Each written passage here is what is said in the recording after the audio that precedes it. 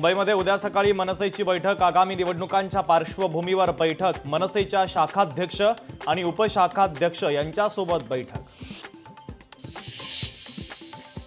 कोल्हापूरच्या अंबाबाई देवीच्या मूळ मूर्तीची संवर्धन प्रक्रिया पूर्ण। जिल्हाधिकारी अमोल येडगे यांनी केली मूर्तीची पाहणी। उद्यापासून भाविकांना देवीचं दर्शन घेता येणार। अमरावतीमध्ये शिवसेनेचा पश्चिम विदर्भ मेळावा। मेळाव्यात केंद्रीय मंत्री प्रतापराव जाधव, मंत्री उदय सामंत आणि संजय राठोड यांची उपस्थिती। मेळाव्यात शिवसेना पदाधिकाऱ्यांना मार्गदर्शन। वांद्र्यातील एसआरए कार्यालयावर वंचित बहुजन आघाडीचा मोर्चा। भांडूप परिसरातील रखडलेला एसआरए प्रकल्प पूर्ण करण्याच्या मागणीसाठी वंचित बहुजन आघाडीचा भव्य मोर्चा।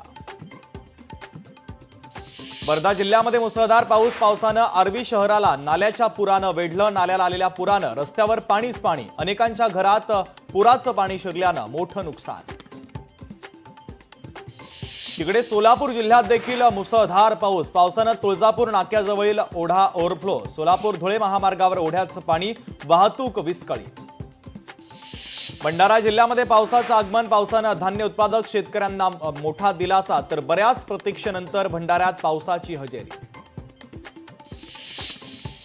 नवी मुंबईच्या विमानतळाच्या नामांतरावरून पनवेलमध्ये मनसे आक्रमक। स्वर्गीय दिबा पाटील यांचं नाव देण्यासाठी मनसेची आक्रमक भूमिका। पनवेल पालिकेनं लावलेलं बोर्ड मनसेनं त्या बोर्डला काळं फासलं।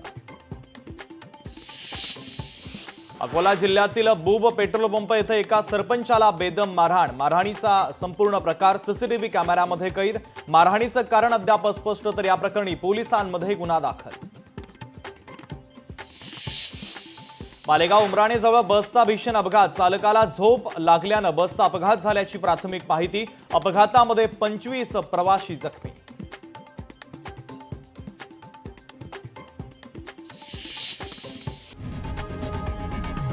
लोकशाही मराठी ऐका, पहा, जागरूक रहा।